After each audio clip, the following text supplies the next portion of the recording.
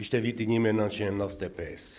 Në një nga takimet më të rëndësishme për fatin juridik të vakëfit në Maqedoni, një delegacion i lartë i Bashkisë Fetare Islame u takua me kryeministrin atëhershëm të Maqedonisë Branko Crvenkovski. Delegacioni i Bashkisë Fetare Islame në takim ka fol me këmbgulje. Ligji për denacionalizim patjetër duhet të sillet dhe prona që kanë kalu në kuadër të shtetit të kthehen. Kryeministri pasi dëgjon me vëmendje përgjigjet pas një diplomaci. Nëse sjell ligjin për denacionalizim, unë juve duhet t'u akthej të gjithë Maqedoninë. Të nderuar organizator, të nderuar studiues, përfaqësues institucional dhe miq të pranishëm. E nisa punimin tim me këtë pjesë historie e cila për shumicën edhe mund të duket si një batut burokratike. Por jo, është e vërteta. E vërteta e dramës së madhe të vakëfit që del në sipërfaqe. Drama e humbjes masive të vakëfit, e shpërbërjes së institucioneve islame, e mohimit të historisë dhe një rrugë të gjatë drejt kërthimit që në një situatë krejt normale duhet të ishte e padiskutueshme.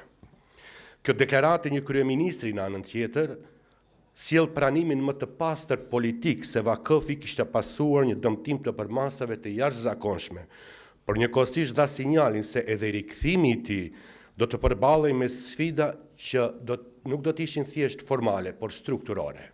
Në fakt, do të sillen një ligj për denacionalizim, Bashkisë Islame do të jepej një e drejtë, por de jure do të strukturonin aq më sfida juridike, administrative, politike dhe historike, saqë do ta pamundsonin realizimin e tij në praktikë. Dhe pikërisht këto sfida unë shoh se formosojnë debatin mbi vakëfin edhe këtë konferencë. Në fakt, vakëfi përveç rolit të tij thelbësor që u tha këtu në konferencë të përhapjen dhe konsolidimin e islamit, për mua vakëfi ka qenë historikisht një garanci e pavarësisë ekonomike dhe institucionale të udhëheqjes së Bashkisë Fetare Islame dhe pushteteve, më së shumti këtu ju ka dhimbt. Vakëfi përveç që siguronte funksionimin e xhamive, medreseve dhe institucioneve bamirësie, ai ishte autonomia e institucionit fetar dhe ndikimi i drejt për drejt i pushtetit shtetëror do të ishte i pamundur. Por me largimin e autoritetit të Shehul Islamit, ky ekuilibër historik filloi të prishet pothuajse më njëherë. Në vend të administrimit tradicional fetar, u ndërmorën iniciativa të zhvazhdueshme për dobësimin e vakëfit dhe Bashkisë Fetare Islame dhe për forcimin e kontrollit shtetëror mbi strukturat e tij. Vakëfi si burim kryesor i pavarësisë u shndrua gradualisht në objekt të ndërhyrjeve juridike dhe administrative. Megjithse shekulli 20 shënon një nga periudhat më dramatike në historinë e vakëfit. Vakëfi që kishte qenë themeli financiar i jetës fetare, hyri në shekullin 20 si një institucion shumë i fuqishëm, përfundoi atë shekull thuajse i zhveshur nga çdo pasuri reale. Procesi i humbjes së vakëfit nuk ndodhi brenda natës. Ai filloi më njëherë pas vitit 1918 me krijimin e mbretërisë së serbëve, kroatëve dhe slovenëve. Shteti i ri ndërtoi rendin e tij juridik me parimin e unifikimit ligjor. Kjo nënkuptonte se vakëfi nuk pranohej më si institucion i pavarur juridik, por kontrollohej nga shteti. Ky qëndrim u përkthye shumë shpejt edhe me masa konkrete ligjore më pas, ligji për reformën agrare e vitit 1919 u justifikua zyrtarisht si ligj për pronësi të tepërt, por në fakt ishte ligj që do të merrte vakëfin. Dokumentet arkivore dhe raportet e Bashkisë Fetare Islame të asaj kohe tregojnë se vetëm deri në fund të vitit 20, 40% e tokave bujqësore të vakëfit veçmë ishin shpronësuar pa asnjë kompenzim real. Megjithse faza përfundimtare, vendimtare e dobësimit institucional të vakëfit fillon më 1929 me konsolidimin e mbretërisë së Jugosllavisë dhe vendosjen e diktaturës në 6 janar. Me këtë kontekst u miratua ligji për Bashkinë Fetare Islame në 1930. Ky ligj ndryshoi rrënjësisht pozitën juridike të BFI-s.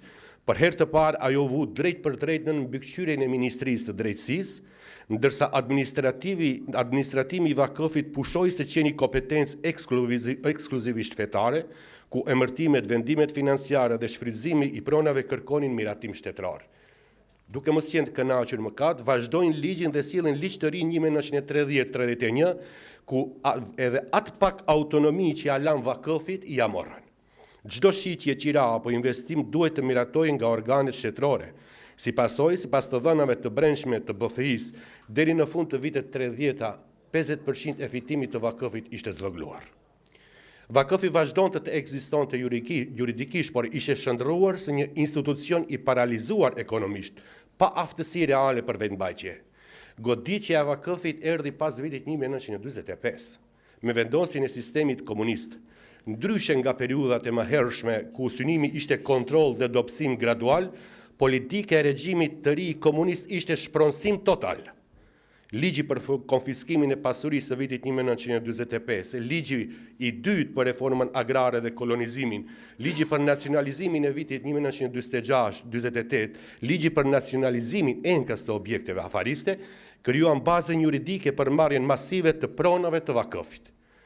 50 vjet më vonë, të dhënat e Bashkisë Islame në vitin 1990 flasin se vakëfi në Maqedoni u nacionalizua. Kështu në fund të shekullit 20 vakëfi nuk ishte më shtylla ekonomike e pavarësisë së institucionit islam, por vetëm ishte një kujtim emocional i një pasurie të humbur.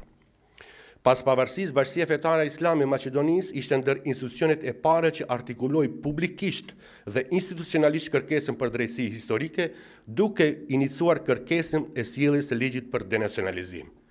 Megjithatë, shteti nuk reagoi menjëherë. Përpara se të sillte ligjin për denacionalizim, solli ligjin për privatizim të ndërmarrjeve publike. Me sjelljen e ligjit për ndërmarrjet publike, të gjithë ndërmarrjet publike u privatizuan, të cilat ishin ndërtuar mbi prona të vakëfit.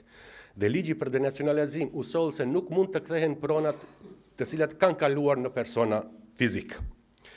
Vetëm pas vitit, domethënë pas përfundimit të fazës kryesore të privatizimit, shteti miratoi ligjin për denacionalizim në 1998, pastaj miratoi në vitin 2000.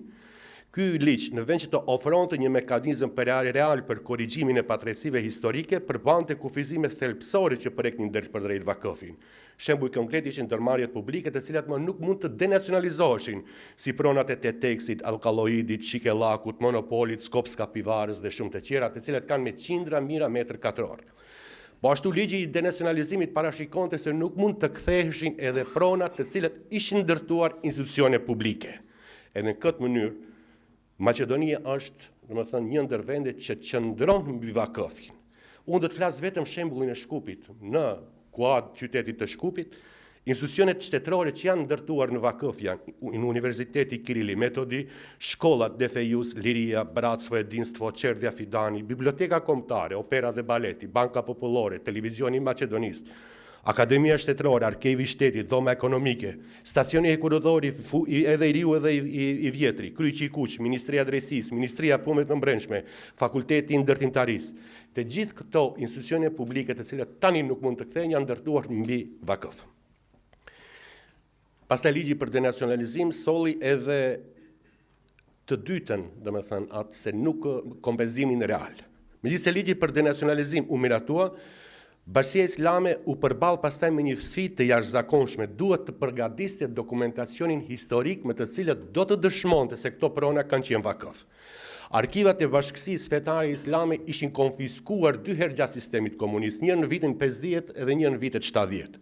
Si rezultat, Bashkia Fetare Islame nuk posedonte asnjë dokument historik që do të dëshmonte se këto prona kanë qenë vakëf. Ka qenë një punë kolosale realisht për të mbledh këto dokumente, edhe në domethënë arkive të ndryshme private të njerëzve, dhe Bashkia Islame arrin që të bëjë 370 kërkesa ku kërkon 4 milion metër katror kthim të vakëfit dhe 42.000 metër katror objekte afariste, dyqane. Pavarësisht që filloi ligji i denacionalizimit, sfida e parë me të cilët u përball Bashkia Fetare Islame, të gjithë kërkesat e denacionalizimit prej vitit 2000 deri në 2009 u refuzuan. Arsyeja, shteti nuk pranonte kontinuitetin e Bashkisë Fetare Islame. Domethënë, Bashkia Islame nuk ishte ajo Bashkia Islame që e kishte trashëguar që në kohën e Shehul Islamit. Një diskriminim tjetër, po ashtu ishte edhe te mënyra e pakesës së letra me vlerë. Nëse në një metër katror në qendër të Shkupit, në tregun real është 1.000 euro metër katrori, tokë, ligji i denacionalizimit e jepte 33 euro për metër katror. Kjo diferencë me të vërtet ishte shumë e madhe për Bashkinë Fetare Islame. Por prej vitit 2009 deri domethënë tani, ne kemi arrit që të kthejmë 2 presje 5 milion metër katror tokë të vakëfit, objekte të ndryshme fetare dhe dyqane, por edhe jemi, domethënë, edhe objekte të cilet kanë karakter kulturor dhe historik për Bashkinë Fetare Islame, por edhe për Islamin në përgjithësi. Megjithatë, procesi i denacionalizimit nuk ka përfunduar ende, shumë prona, veçanërisht ato të ndërtuara mbi objekte shtetërore ose ato që kanë kaluar në pronësi private gjatë privatizimit, ende nuk janë rikthyer. Kjo tregon qartë, pavarësisht përparimit të arritur, sfidave historike, juridike të Bashkisë Fetare Islame, duhet të jetë e pranishme puna, dhe puna për rikthimin e gjithë pronave të vakëfit duhet të mbetet detyrë e ngutshme dhe pa komplekse. Ju faleminderit. Nderuar